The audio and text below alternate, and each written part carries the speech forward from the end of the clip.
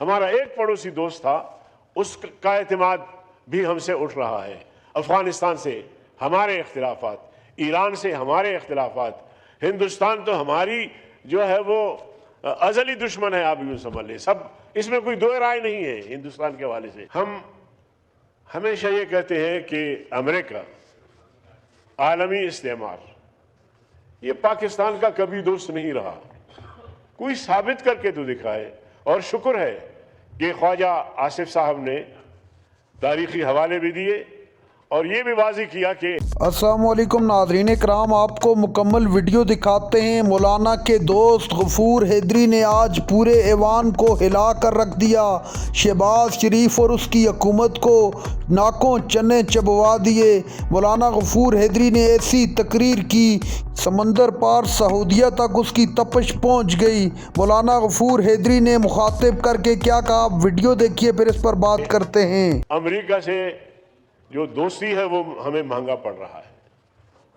चीन जिसने $1 खरब की सरमायाकारी की, सीपेक आपको दिया, लेकिन और उसके अलावा जलजला हो, कहत हो, जनाबे वाला जंग हो, हर मुश्किल वक्त में आपका साथ देता रहा है। लेकिन बदकिस्मती से उसको भी हम बेएतमाद कर रहे हैं। हमारा एक पड़ोसी दोस्त था, उसका एतमाद भी हमसे उठ रहा है। अफगानिस्तान से हमारे इख्तिलाफात, ईरान से हमारे इख्तिलाफात, हिंदुस्तान तो हमारी जो है वो अजली दुश्मन है, आप यूँ समझ लें। सब इसमें कोई दो राय नहीं है हिंदुस्तान के हवाले से। लेकिन हमारे पड़ोसी मुल्क जो दीगर ममालिक है, उनका भी हमारे साथ कोई अच्छे या एतमाद वाले ताल्लुकात नहीं है। तो अमेरिका, जब से हमने होश संभाला है, सन 71 की जंग हुई, उस वक्त हम बिल्कुल भी छोटे थे। हमारे उस्ताद बता रहे थे हमें कि जनाबे वाला अमेरिका से 7वां बेड़ा आ रहा है, 7वां जंगी बेड़ा आ रहा है और हिंदुस्तान का जो है वो ऐसी तैसी कर देगा। पाकिस्तान का बेड़ा गर्क हो गया, पाकिस्तान हार गया जंग, अमेरिकी बहरी बेड़ा नहीं आया।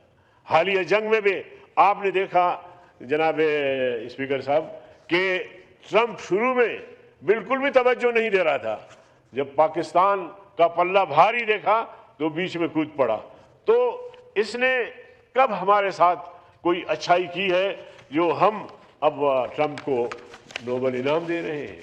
ट्रंप नेतन्याहू वो लोग हैं जिनका जो है वो गजा के मुसलमानों के खून से जिनके हाथ रंगे हुए हैं, जिन्होंने कत्लेआम किया है गजा के मुसलमानों का। आज का ये अखबार लिखता है, ये पार्लियामेंट ने फैसला दिया, कौम ने फैसला दिया, कौम से कोई राय शुमारी की गई। मैं समझता हूं कि हम गलती पे गलती कर रहे हैं, गलती पे गलती कर रहे हैं। तो जनाबे स्पीकर साहब, हम बिल्कुल भी, मैं इस फ्लोर पे कहना चाहता हूं कि हम इस हक में बिल्कुल भी नहीं हैं। और अगर बाज़ाबिता शिरकत की जाती है, माजी को भी आप उठा के देखें, माजी को भी आप उठा के देखें, अब भी जा रहे हैं। हमास कहते हैं हम कट जाएंगे, हम अपने असला जो है वो ये अमन बोर्ड के हवाले नहीं करेंगे। तो जाहिर है फिर मुज़ाहमत होगी, जाहिर है फिर जंग होगी, फिर जंग होगी। और फिर सबसे बड़ा जुल्म जो नेतन्याहू है, नेतन्याहू भी उस कमेटी का मेंबर है, उस बोर्ड का मेंबर है, और उसने 2-2.5 साल मुसलसल फ़लस्तीनियों पे जंग मुसल्लत की, कत्लेआम किया, उनका नस्ल कुशी की। उसके बाद भी उस बोर्ड का हिस्सा अगर नेतन्याहू भी बनता है और उसके बाद फिर पाकिस्तान भी उसका हिस्सा बनेगा और फिर जनाबे वाला। तो इसलिए मैं समझता हूं कि अब भी वक्त है पाकिस्तान अपनी पॉलिसी में तब्दीली लाए और इस तरह बिल्कुल भी पाकिस्तानी कौम खामोश नहीं रहेगी। आप देखेंगे कि जब मौलाना फजल रहमान साहब अपील करेंगे तो पूरी कौम जो है वो सड़कों पर निकल आएगी।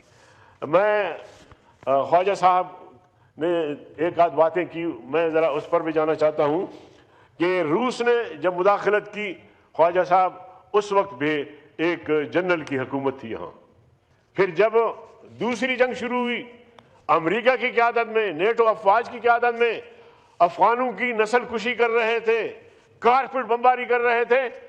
अब हम इस तरह का एक पाकिस्तान खुदा न खास्ता कोई ऐसी मार्केट बनी हुई है कि यहाँ हर तरह के लोग जो है वो दस्तयाब हैं, या हुकूमत या रियासत की सरपरस्ती में इस किस्म के इकदाम हो रहे होते हैं, तो फिर आप बताएं कि हमारे यहाँ अमन कैसे आएगा। तो इसलिए हमें अपने पॉलिसियों पर गौर करना होगा। पाकिस्तान के हवाले से कोई दो राय नहीं है।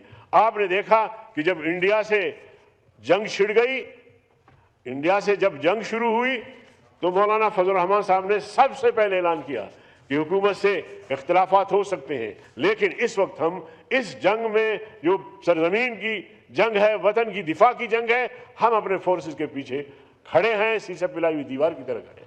और मैंने यहाँ आपकी मौजूदगी में ऐलान किया था कि हमारे पास 10,000 रजाकार हैं, 10,000 रजाकार हैं, हमारे जलसों के नज़म को संभालते हैं, वो तैयार हैं बॉर्डर पे आने के लिए। उनका जंगी ट्रेनिंग नहीं है, लेकिन अपने पाकिस्तानी नौजवान सिपाहियों की ढाल तो बन सकते हैं। इस हद तक हम आगे चले गए।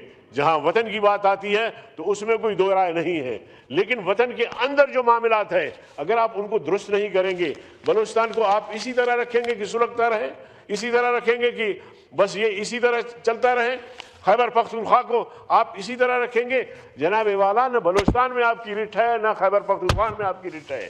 अगर कोई है अपोजिशन में से कोई उठकर कहे कि हाँ रिट है हुकूमत की, तो मैं अपने अल्फाज वापस लेता हूँ।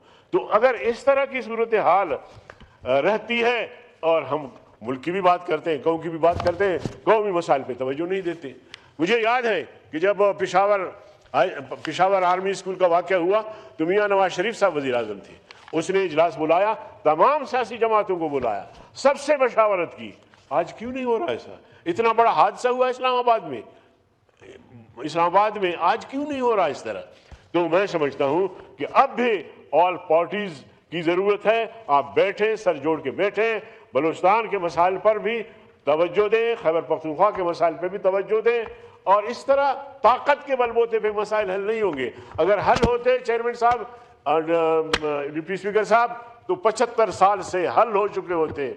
इसके लिए मुफाहमत, संजीदा कोशिशें और बामकसद मुज़ाकरात, माजी में भी मुज़ाकरात हुए, बुक्की से भी मुज़ाकरात हुए, नौरोज़ खान से भी मुज़ाकरात हुए, लेकिन नतीजा सिफर।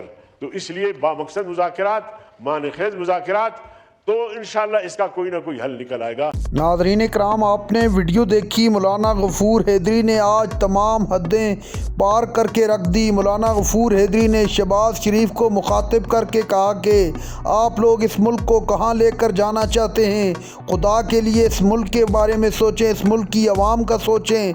इस वक्त ईरान के साथ अमेरिका जो कर रहा है, भूलें मत, अमेरिका हमारा भी अज़ली दुश्मन है।